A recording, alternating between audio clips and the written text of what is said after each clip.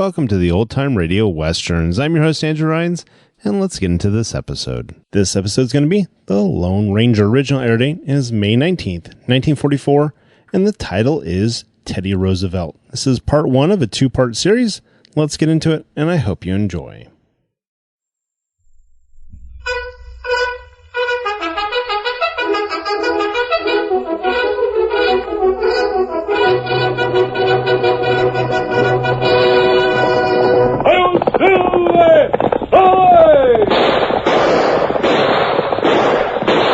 A fiery horse with the speed of light, a cloud of dust, and a hearty hi-yo silver, the Lone Ranger.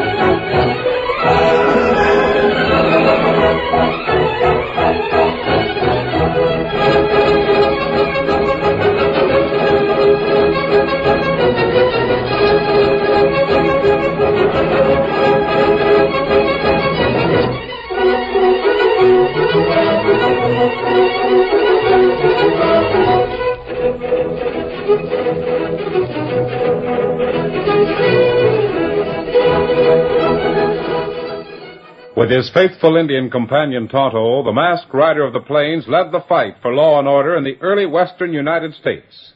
The stories of his strength and courage, his daring and resourcefulness have come down to us through the generations. And nowhere in the pages of history can one find a greater champion of justice. Return with us now to those thrilling days of yesteryear.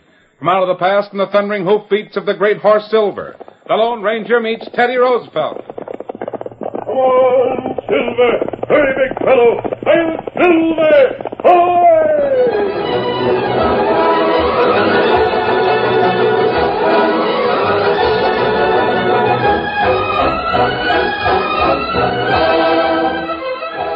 It was during the summer of 1871 that two young hunters, tramping through a thickly wooded section of the Adirondacks, came quite suddenly upon another boy about their same age. Hey, Phil, look. What's the matter? Over there by the ridge under that tree. Pipe the kid with the fancy clothes. Yeah, wonder where he came from. Never saw him around here before. Not after squirrels, that's a cinch. 'Cause he ain't packing a rifle. Bet he's a swell from one of them summer hotels near the river. Yeah. Mama's boy in short pants and eyeglasses. Come on, let's have some fun. Hey, kid, what you doing? Oh, hello. You approached so quietly I didn't What's hear you. your name? Theodore Roosevelt.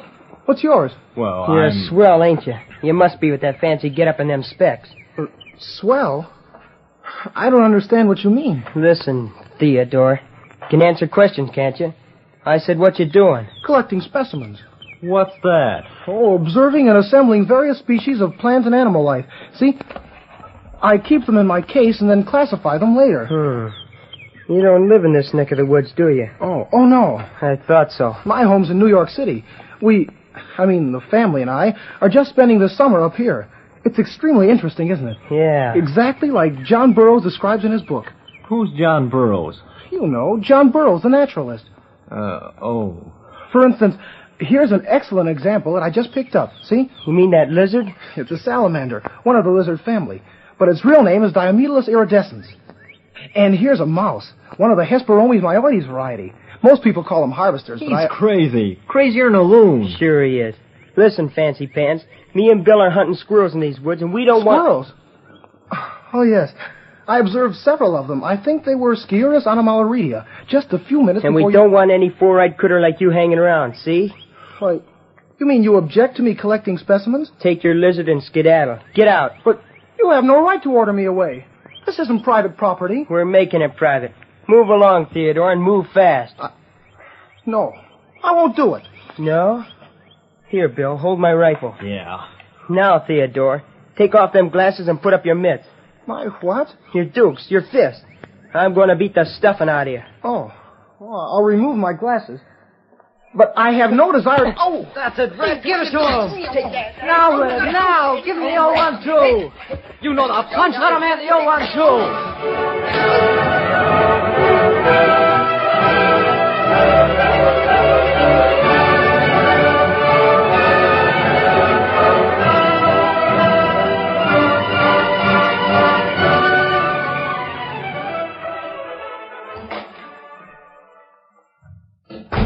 That you, Teddy? Oh, you're home early, son. Yes, Mother. Did you have a good day collecting specimens? Well, I don't know whether you'd call it good or not. Theodore! Oh, what in the world happened to you? Your clothes are torn. Your nose is bleeding and I only brought back one specimen. Look. Your eye. Oh, it's swollen, almost shot, and It won't be hard to classify. I think the boys called them shiners. Oh, you've been fighting. Oh, Teddy, Not fighting, Mother. All I did was supply a landing place for the old 1-2. Tell me, who did this horrible thing? Oh, a couple of boys I met in the woods. Don't worry, I'm not seriously hurt. My eye will be all right in a few days. Oh, wait till your father hears of this. Ruffians beating you. He'll see If that they're... I know Father, he'll consider my experience the same way I do. What do you mean, son? Well, evidently, all I need to know about the world isn't contained in books. Some of it, like fighting, for instance, has to be learned another way. But, Teddy, you must remember you're not very strong. I found that out. It's something I intend to correct, no matter how long it takes to do it.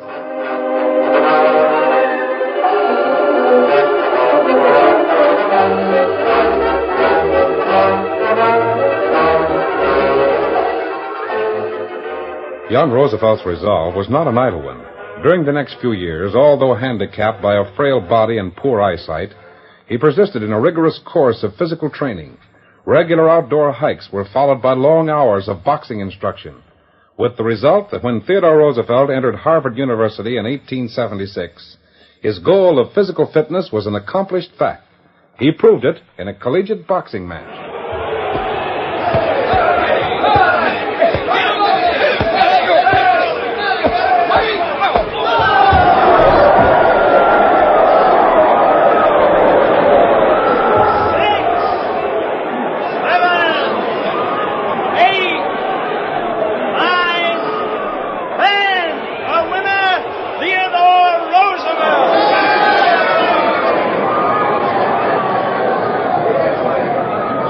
Teddy, you did it. Congratulations, old boy.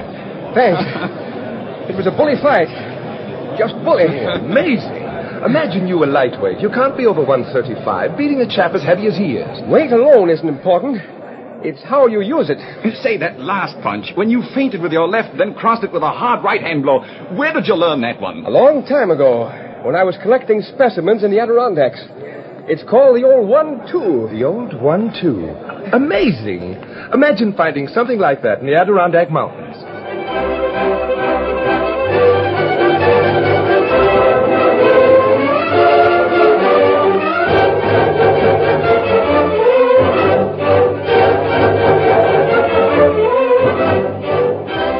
But studies weren't neglected in the pursuit of health. Roosevelt graduated from Harvard with high honors, and 5 years later found him the youngest member of the New York State Legislature. Tragedy came with the death of his wife. It was then that his thoughts turned toward America's western frontier. Meanwhile, in the small western town of Medora on the banks of the upper Missouri, a tall, hard-bitten man entered the Bridle Bit Saloon. Well, name it, stranger. What you drinking? Nothing. I'm looking for somebody. Gent named Galt. Galt? You mean Pete Galt? Segundo on the Elkhorn spread? Well, maybe I do. You know him? Saw Pete in the back room just a few minutes ago. I'll go and... Never mind. I'll find him.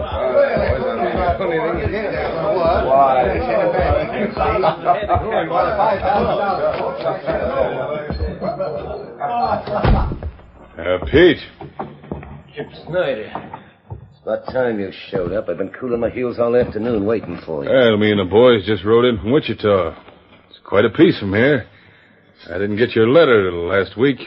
How many men did you bring with you? 5. Not enough? It ought to be, unless something goes wrong. Yeah, what's the play, Pete? You didn't send for me and 5 gun slicks just to help you rustle a few cow critters off the Elkhorn. Not a few. We're going to grab every white face and longhorn that carries an Elkhorn brand. Yeah? And what's Joe Ferris, your boss, going to be doing while we're moving his stock? Joe will never know it. Go on, I'm listening. I had it all planned out when I wrote to you. It would have been easy. Now something's come up and I'll have to change the plan. But it'll still work. What do you mean?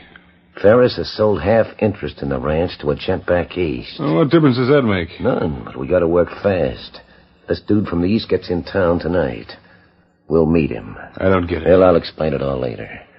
Right now, I want you to send 2 of your boys out to the ranch. Joe Ferris is there alone. The cowpokes are all out on the range. Tell him to tie Ferris up and take him to the hideout cabin at Chimney Butte. All right, but I still don't savvy this thing. Well, all you need to know is this. When a steam train pulls into town tonight, a fellow named Roosevelt is going to be on it. He's never seen his new partner, so as far as he knows, I'm Joe Ferris. Yeah, but what good will that do? Everybody here in Medora knows you. Sure, but Roosevelt's an Easterner, and all those Jaspers are alike. They scare mighty easy. So all we have to do is make this gent's reception a hot one, and he'll head back where he came from. Leaving us plenty of time to rustle Elkhorn stock, huh? Now you're getting smart. Now hurry up. Send a couple of your boys out to the ranch and get Ferris out of the way. All right. Say, your trail's pretty hot down south. Nobody followed you up here today. Listen, the hombre ain't living that can trail me. Well, I hope not. Get a move on now. I'll wait here till you get back.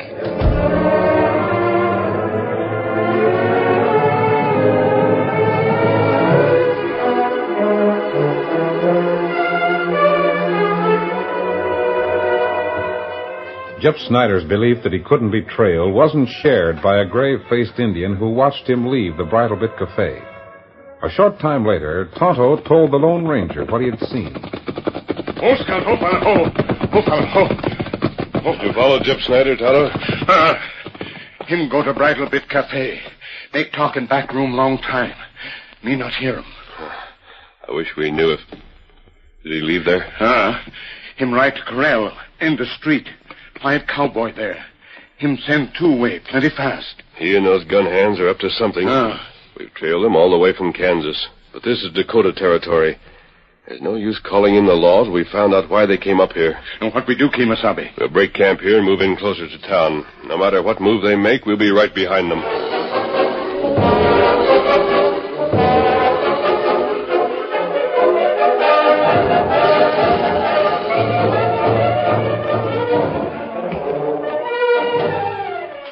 It was almost midnight when a small group of men waiting in front of the Medora railway station heard the whistle of an approaching train. Here it comes. Now remember, let me do most of the talking. Hey, what's the idea of having those spooky broncs hitched to that buckboard? So this Roosevelt dude can drive out to the ranch. Drive out? I thought you were going to scare him off. The gun-shy broncs will do that.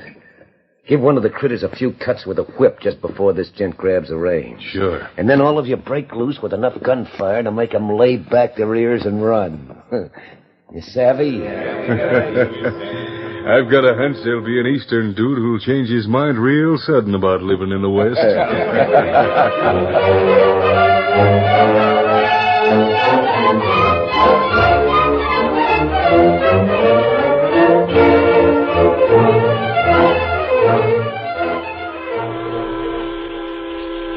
Evidently, they're expecting to meet someone on this train, Tonto. I wish I knew who that man is with Gyp Snyder. It's dark enough for us to move closer. Keep your gun handy, Tonto. Come on.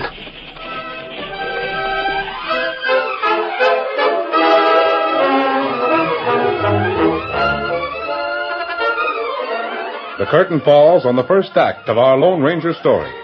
Before the next exciting scenes, please permit us to pause for just a few moments.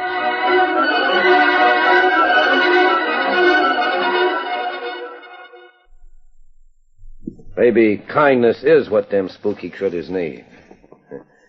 You want to drive them? Certainly. Give me those reins. On up, boys. We'll trail the buckboard. All right. Which road leads to the ranch? Straight ahead. Get up. All right, boys, let's ride.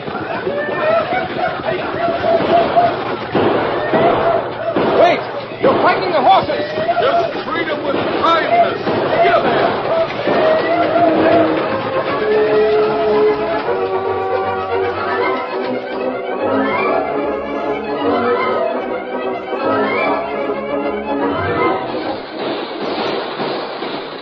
I don't know the reason for it, Tonto, but those cowpunchers are deliberately causing a runaway. Steady, Silver. And no one's trying to stop it. Come on, Silver. Stop.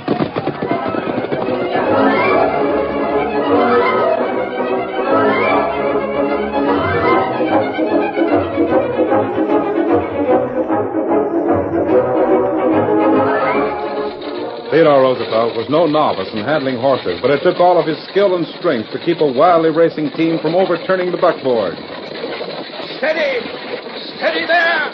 In the excitement of the runaway, it was several minutes before he realized that the mounted cowboys were far behind him.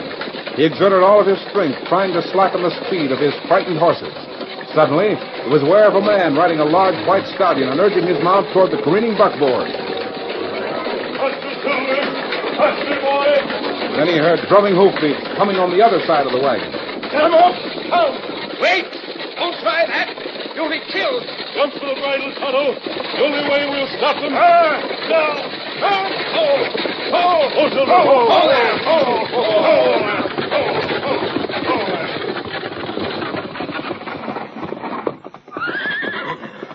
Steady.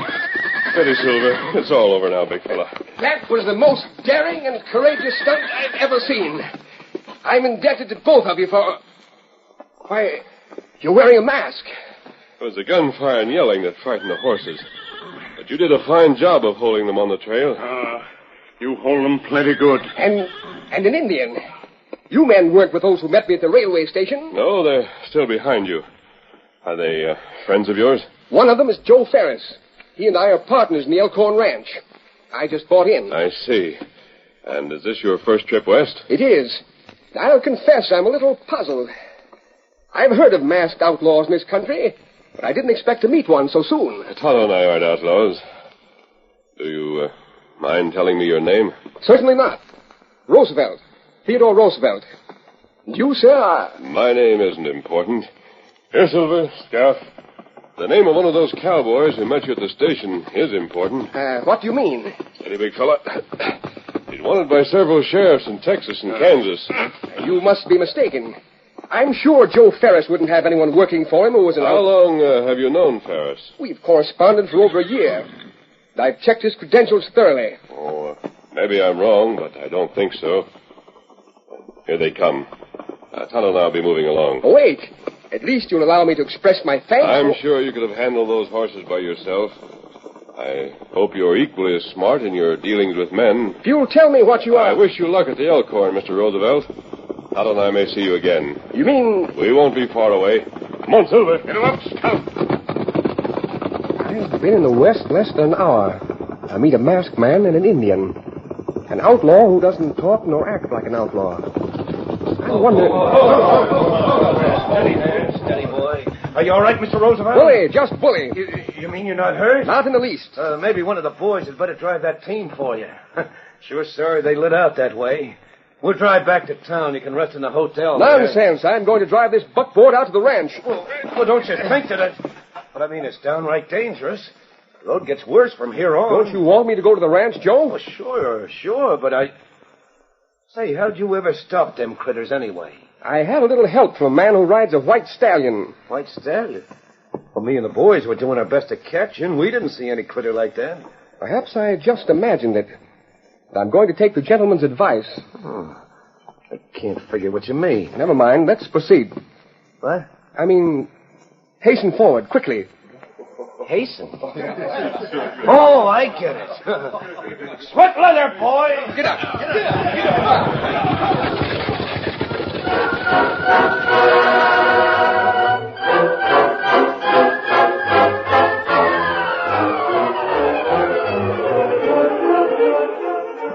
The following morning at the Elkhorn Ranch, Pete Galt hurried to the corral where Jip Snyder and his men were saddling their horses. Jip, line up for Chimney Butte as quick as you can. Yeah, what's the idea? Drive off the stock they got corralled up there and forget about the rest. You mean this Roosevelt gent's got you worried? He asked too many questions. He didn't scare very easy, did he? I can't figure him.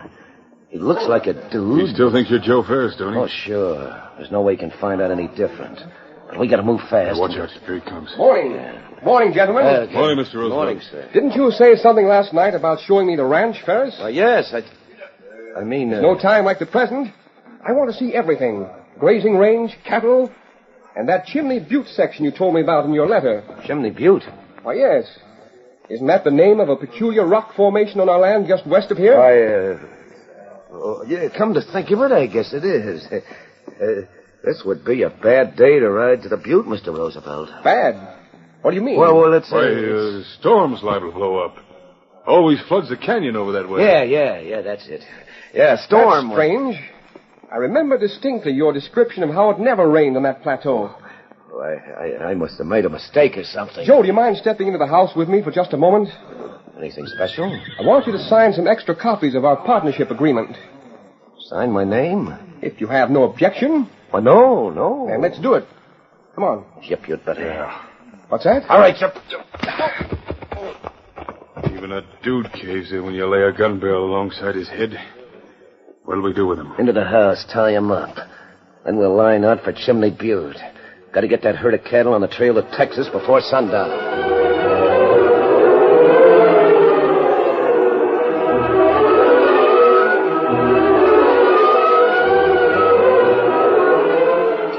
It was less than an hour later when the Lone Ranger and Tonto reined their horses to a halt near the Elkhorn Ranch house.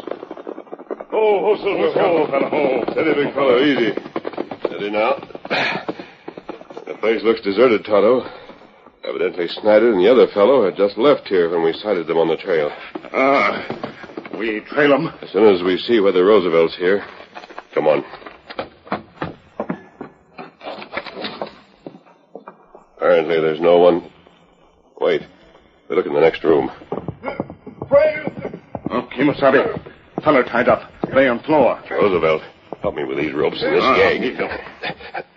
There's the gag. Thank you. Thank you so much. Well, what happened? Joe Ferris. Although I'm convinced he's not Ferris. And the other chap, Jip something or other. Jip Snyder. I wanted to ride to Chimney Butte. The man who calls himself Ferris objected. Then they hit me on the head. Chimney Butte. That's where they were heading, Tonto. I don't know what we'll find out there, but it must be the answer to all of this. Come on, Tonto. Wait. I'm going with you. Are you sure you feel well enough to ride? I've never avoided a fight in my life. Let's go.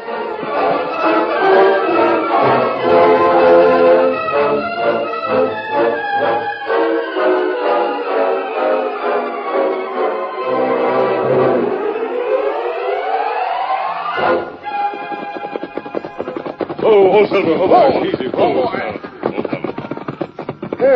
So this is Chimney Butte.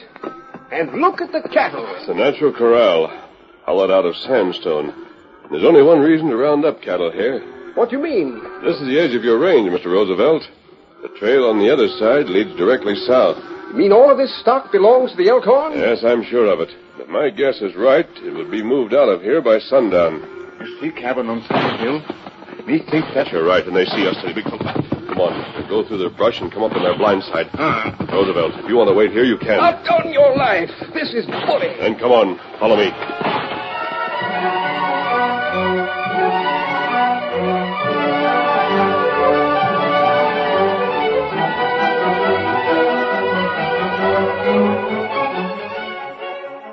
Only a few minutes elapsed before the Lone Ranger, Tonto, and Theodore Roosevelt approached the outlaws' hideout cabin. There was a quick exchange of gunfire. Pete Galt, Jip Snyder, and their outlaw cowboys soon realized they were up against deadly marksmen.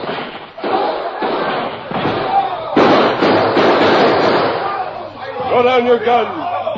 we have to fire again, you won't be able to yell.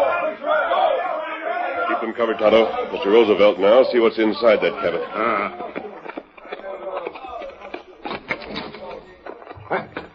Why, look. There must be 15 men in here, bound and gagged. They're probably Elkhorn ranch hands. Now, wait. I'll untie this man. The gag out of his mouth. There. You're right. I'm Joe Ferris, and the rest of the... And the other fellow is an imposter. He's Pete Gauld, our segundo, and the crookedest sidewinder that ever... Tonto's got them all outside under his gun sights. Now, you and Mr. Roosevelt help him handle them. I'll send the sheriff out here. Adios. Wait, just a moment. He's gone. You got here just in time, partner. A few more hours, and these rustlers would have had all our cattle on the way to Texas. It wasn't I, Ferris. We owe everything to that gentleman who wears the mask. It's funny that you, an Easterner, would know an outlaw. He's not an outlaw, Ferris. He's the Lone Ranger. I'm Silver! Hoy!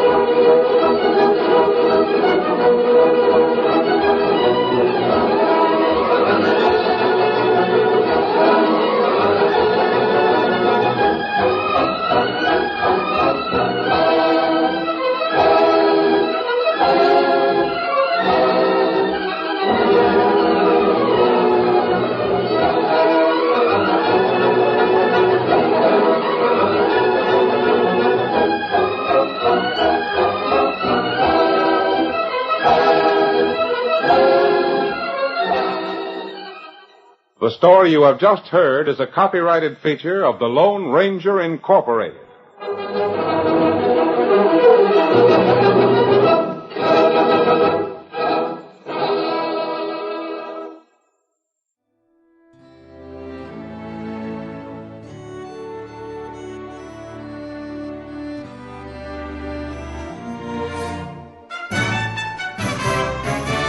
This has been a presentation of OTRWesterns.com, and we hope you enjoyed. Please take some time to like and rate our shows in your favorite podcast application. Follow us on Facebook by going to OTRWesterns.com/Facebook.